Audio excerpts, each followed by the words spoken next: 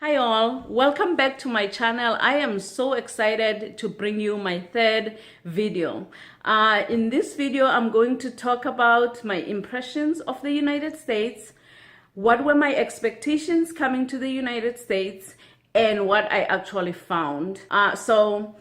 To begin with, just to give you a backstory, so before we came to the United States, we had to attend a seminar for the company that was bringing my husband over so they could tell us basically what to expect. So in the seminar, the one thing that stood out for me was never break the law in the United States because the law is very tough. And another one was don't expect to make lasting and genuine friendships. And I think that had to do with the fact that people here are always transient. They're always moving around. So here people are constantly moving. So that was one of the things. We're also told that things like furniture are very expensive. And we were also told that housing is also very expensive. But anyway, so those were the expectations. And of course, we were told about the driver's license process and the social security numbers and everything. So that was the main thing that they, at least I remember, I'm sure they told us a bunch of stuff. Once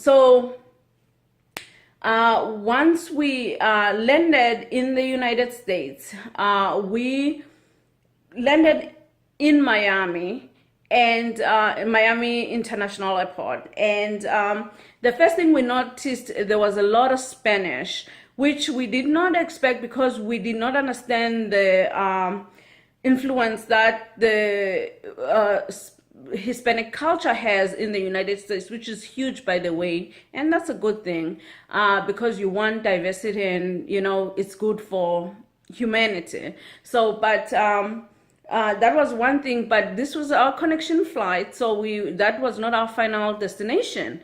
It was a huge airport, modern and everything. So then we took our next flight to North Carolina, and North Carolina, Raleigh-Durham Airport, which now is big.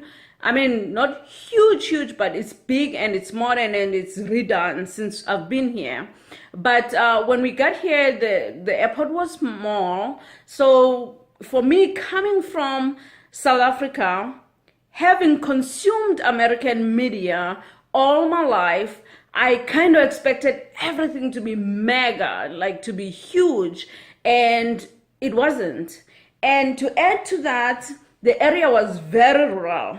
And we arrived in winter, which made things worse because there were tons of trees, and all these trees didn't have, most of the trees didn't have leaves on them because it was, actually it was the end of fall season. So that there was kind of like, it's brown, it's rural, and I'm young, right? And I was like, I don't know about this area, but I have an open mind and I'm very observant and I'm always ready to learn. Driving from the airport, we were picked up by a South African couple that had was recruited by the same company. So they were the couple that was going to show us around, help us settle. And in the United States, you drive on the right. Versus, you know, I think what I consider the rest of the world, or South Africa for that matter. And so because of that, so that was a struggle, but fortunately, at the time we came in, it was during the day. There were very few cars, which I found perplexing because United States, it's, you know, it's supposed to be this mega everything. But remember, I'm in North Carolina, I'm not in LA, I'm not in New York, and this is during the day, right? And I mean, even in places like New York, where I've been many times now, they don't have a lot of cars after rush hour. So we came here midday. So here we arrived and we go to the hotel. The couple or the lady takes us to the hotel. I won't mention your name. You know who you are. I will tag you on this video. But anyway, so we arrived, and so we went to the hotel. We put our stuff. the roads coming from the airport were really wide. Like you felt like, even though you weren't used to driving on the other side of the road, you could manage. But my responsibility, as my husband was the one driving, was to make sure he was driving on the side, on the right side of the road. And that was a challenge. And here's the thing: when we go to South Africa to visit, we face the same challenge where I have to watch which one of us has to watch which side you are driving, because when we go to South Africa, we get lost again. It's been so long, and we don't go often enough to, like, it's easy to forget. So, but anyway, we get used to it after maybe like a week or so, or a few days. We know which side to drive on. But anyway, so that was my first impression. The people in our area, we live in the South, United States. South, you know how you watch CNN outside of the United States, and you know how people speak, and you know that if you move to the United States, you're going to be able to understand people because you've seen Americans on television, you've seen them through movies, you've seen them through soap operas and all those things. So, but when you come to the United States in the South, there's a totally different lingo.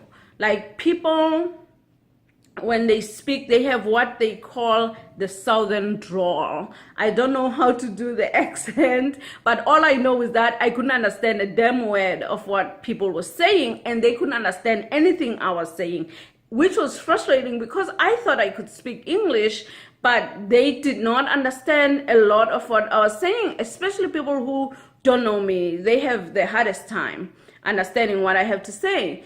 And so just telling them my name, which is an English name, was a challenge because they have an accent, like to them, like, it has to have a drawl when you speak, but anyway, so that was the biggest challenge. Another thing is, people were huge, but people were big boned. People are tall. I'm South African, and I'm 5'1", 5 feet and 1 inch tall. And in South Africa, I'm an average height, I think. I'm not short in South Africa. A lot of people are shorter than me. And so I come to the United States, everyone is like 5'10", 5'7", guys like 6'5", 6'4". Excuse me. Some people are even like 7 feet tall, so people are really tall here. So another thing I recall about families in the United States was that almost every family we formed some sort of a relationship with had a dog. So Americans love dogs, they love cats, and dog is family. It's not an outside animal. So we had to get used to that, because I grew up with a lot of dogs actually, but our dogs were outside dogs because people in South Africa use dogs for protection, whereas here dogs are mostly like family member. My daughter, who was born in South Africa where people used dogs for protection, was very terrified of dogs.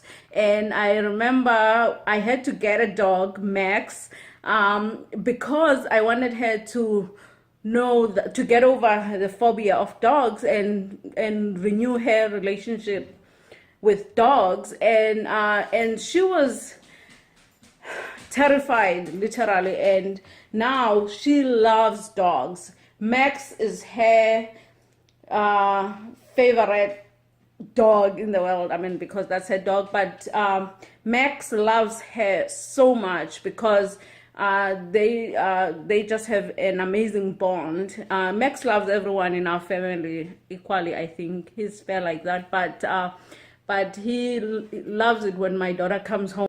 Hey, Max, say hi, say hi, say hi, people, say hi, people. Come on, Maxie, come on, say hi. That was one of the things that I noticed. People love dogs in this country.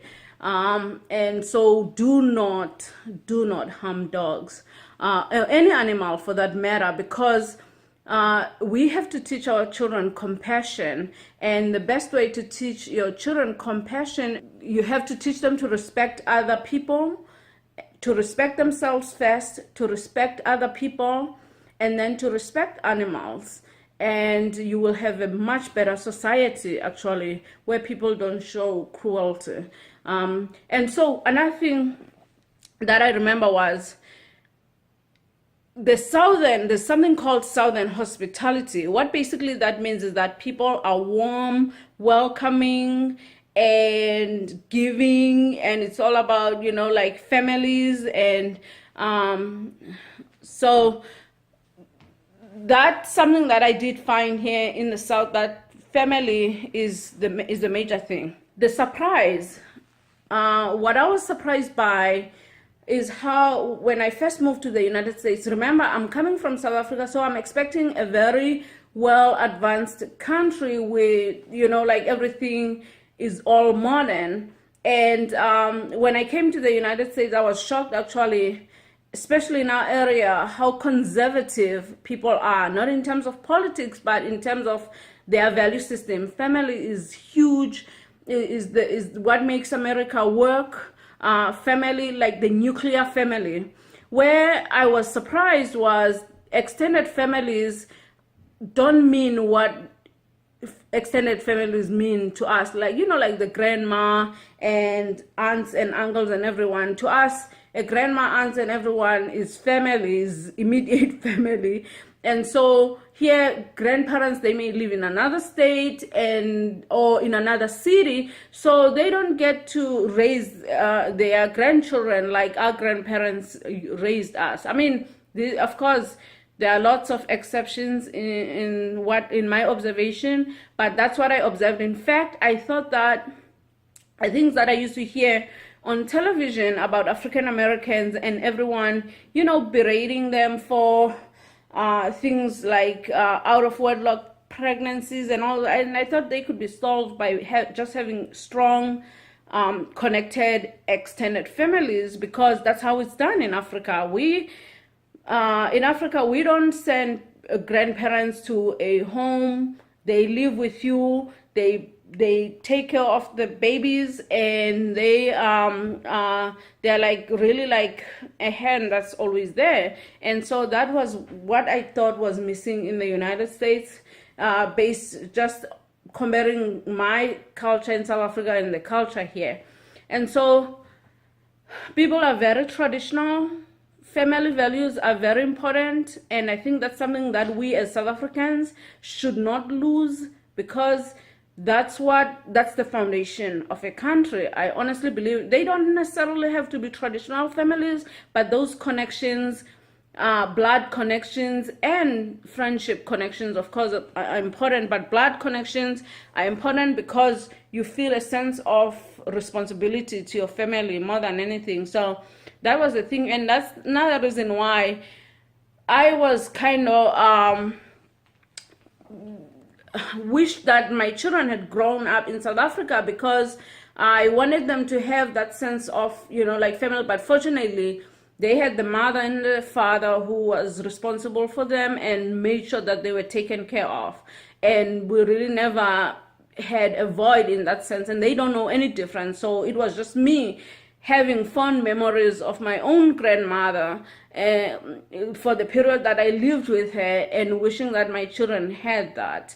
But they don't know. So I will end this video here, because this just gave you the environment.